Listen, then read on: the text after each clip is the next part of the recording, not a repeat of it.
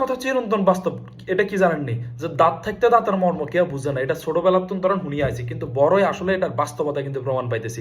এই দেখেন এই হাদি ভাই যে সময় মরার আগে, হাদি ভাইয়ের মৃত্যুর আগে, বুঝছেন, মানে কোনো সিকিউরিটি, হাদি ভাইয়ের মৃত্যুর আগে দেখছেন ওই যে রিক্সাটার আশেপাশে কেউ আসিল না, একটা মানুষও নাই, মানে সিঙ্গেলে যাইতেছে, ওই সময় কোনো সিকিউরিটি ব্যবস্থা নেই। কিন্তু মৃত্যুর পরে দেখছেন হাই রে সিকিউরিটি ব্যবস্থা, মানে ওই সময় কত প্রটোকল লাগাইছে। মানে আপনারা সংসদ ভবনের একটা ভিডিও দেখলে বুঝতে পারবেন যে কি পরিমাণ সিকিউরিটি আছিল ওই জায়গায়। তারপরে হাদি ভাই নামার পর থেকে, হাদি ভাই যে লাশ, এই লাশটা নামানোর পর থেকে কি পরিমাণ সিকিউরিটি ব্যবস্থা ছিল এটা তো আপনারা দেখছেন।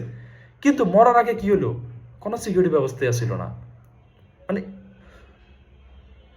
মানে মানে মানে একটা মানে আপনারা এখন কবেন কি যে এই যে হাদি ভাই যে মারা যেত এটা কে কেউ জানে? অবশ্যই জানে, অবশ্যই জানে। হাদি ভাই নিজেও জানতো যে কোনো টাইমে ওনার কিছু হইতে পারে।